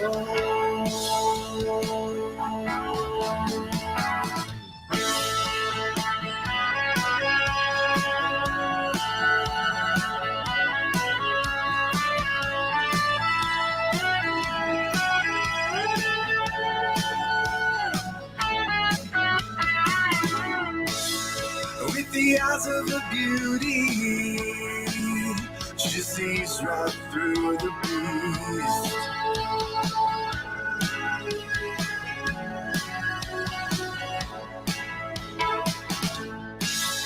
Draw a line in the sand and erase it. It's confusing to say the least. In the least. The sky's done with the pain remains of someone not coming home. It's time to let it go.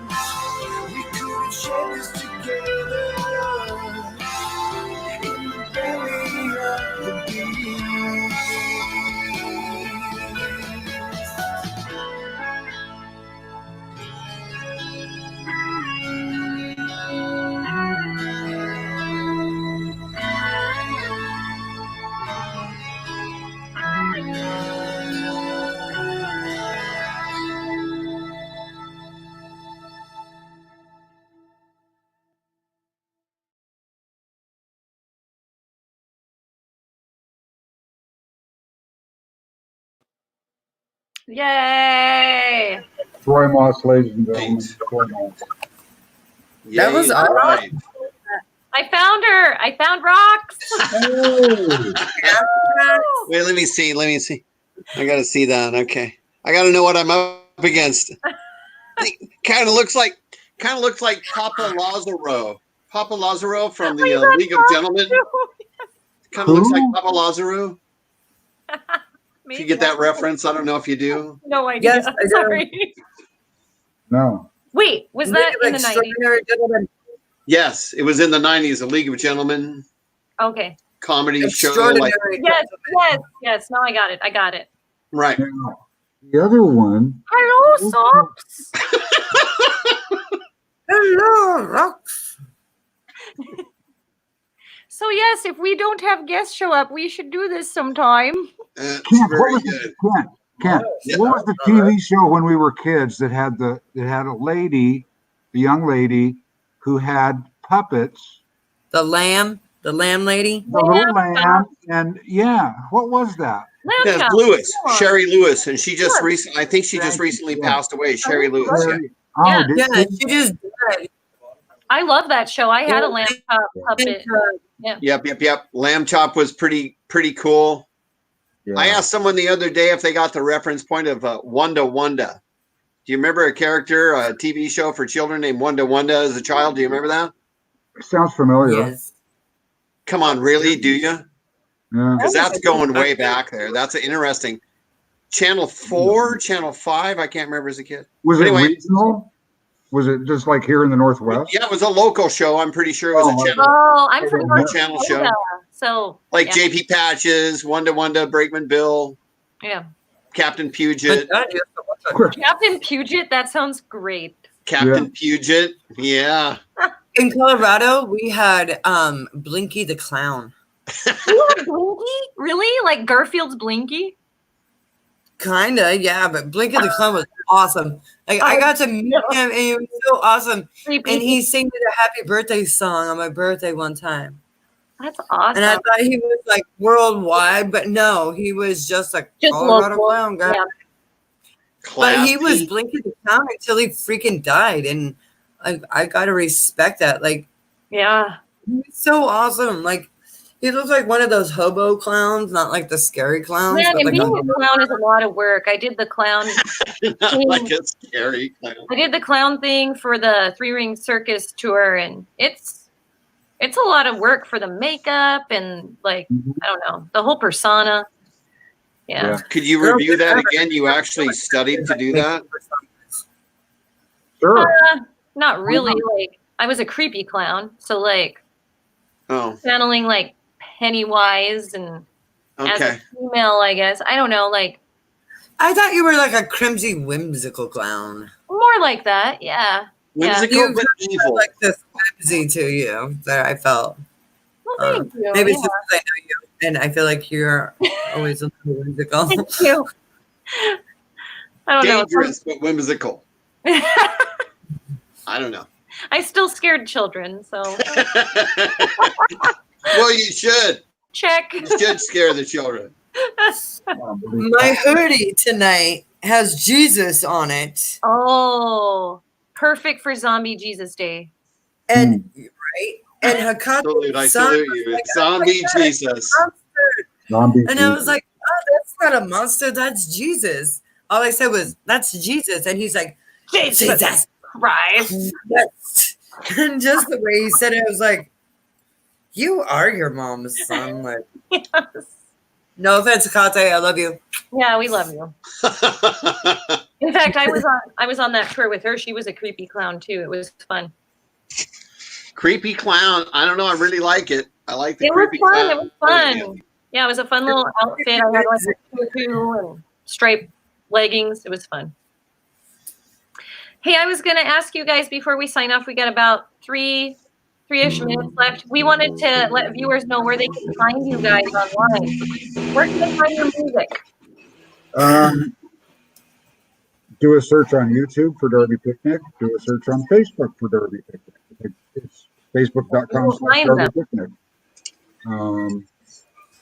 We're on Twitter as @Real Derby Picnic. Okay. Where else are we? We're on Bandcamp. We're on Spotify, Google, all the platforms I've never heard of. We're on. So super cool platforms. You know, So many Very, platforms. very nice there's platforms. too many, and it goes out to all of them. Excellent platforms. So, and watch our Facebook feed for our next release, May the 4th. Damage. Yeah, looking forward to Damage. that. Come and get damaged. Very good. Yeah, get damaged already. Why don't you? Yeah. And Okay. make sure to check out Musicians Hangout on May 4th because we will definitely be sharing your guys' video. Oh yeah. I have a feel to be doing it. Promote everybody. Yeah. Don't hesitate to contact us. It's been really fun. It was really fun. It was very interesting talking. The time flies by. I can't believe it. Time just flies by. Yeah. It does. Everybody always thinks that, oh my God, 2 hours, that's so long. No, it's not. Like, it flies by really quick. You're just hanging out with two other musicians. We're talking shop. Yep. Having fun. Well, I need to hear more what the other musicians are doing too. I need to hear what you guys are doing, and you. Oh yeah. Stay tuned. Hear what you're doing. Okay, so let's stay in touch and try to be part of that community that we keep flattering ourselves that we talk about.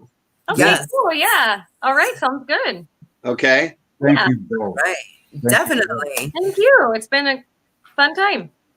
Yes, ma'am. Thank you very much. Yeah. Appreciate it. All right. Well, Maxine, do you want to take us out? Absolutely.